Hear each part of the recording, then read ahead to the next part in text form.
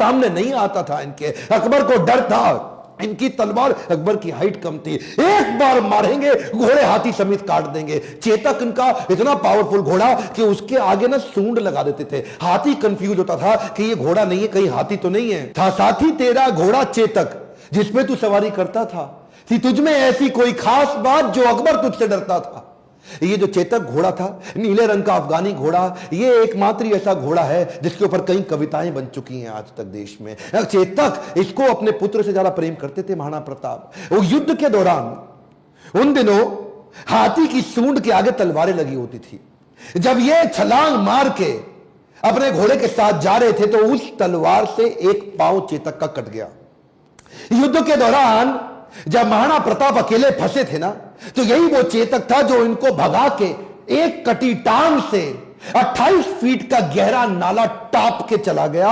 अपने राजा को पहले उसने बचाया और उस छलांग के कारण अपने प्राण त्याग दिए। और केवल चेतक ही नहीं, महाराणा प्रताप के पास एक हाथी भी था जिसका नाम था राम प्रसाद। राम प्रसाद की अहम भूमिका थी हल्दी घाटी के युद्ध में। इस रेख राम प्रसाद हाथी ने कम से कम 8 हाथी अकबर के खत्म कर दिए और कई घोड़े मार दिए। राम प्रसाद की आगे जो तलवार लगी थी वो बड़ी खूंखार थी। अकबर का पूरा फोकस था कि राम प्रसाद को किसी तरह अपने साथ ले जाऊं। अकबर ने 12 हाथियों का चक्रव्यूह बनाया और जो राणा प्रताप का राम प्रसाद हाथी, उसको कंट्रोल किया महावतों की मदद से और उसको किसी तरह अपने साथ ले गए बंदी बना के। ये राम प्रसाद, इस हाथी का बाद में नाम बदल के अकबर ने पीर रख दिया।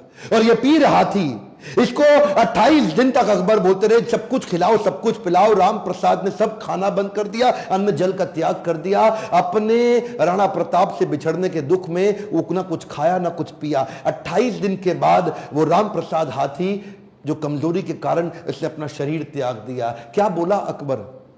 अकबर बोला, जिस महाराणा प्रताप के हाथी ने मेरे आगे सर नहीं झुकाया, मैं उस महाराणा प्रताप का सर कैसे झुकवा दूंगा। 15 मैंने कई बार बोला है कि आईबीसी एक ऐसा मॉडल है जिसको आईबीसी बनना तो भी आईबीसी बने, नहीं बनना तो भी बने, क्योंकि हम इसको ट्रेनिंग इतना दे देते हैं कि कोई भी अपना धंधा कर लो, एक बार आईबीसी जरूर बन जाना।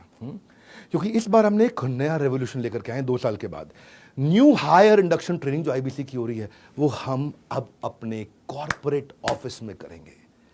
तालियां तालियां तालियां, हाँ भयंकर तालियां, क्योंकि हर आईबीसी जो हमारे यहाँ ज्वाइन कर रहा है वो आएगा और मेरी टॉप मैनेजमेंट के साथ आकर के अटेंड करेगा ट्रेनिंग। उसमें मैं भी रहूंगा। मैं हर बैच में नहीं होऊंगा। आप वैसे पता कर लेना अगर आप आईबीसी बन रहे हो कि विवेक सर कौन से बैच में आ रहे हैं, मैं उसी में आऊँगा। विवेक सर कौन से बैच में आ रहे हैं तो आप उसमें आओगे तो मेरी भी ट्रेनिंग अटेंड कर लोगे। आप हेड ऑफिस में आकर के देखना, इतना बड़ा इंफ्रास्ट्रक्चर, इतने सैकड़ों लोग हमारे साथ में काम करते हैं। आकर के देखोगे आप आईबीसी बनने के बाद। आप हमारे साथ डायरेक्ट बनना हो, बोर्ड लाइन नंबर फोन करके बन सकते हो या देश में किसी भी फ्रेंचाइजी के पास जाकर के बन सकते हो।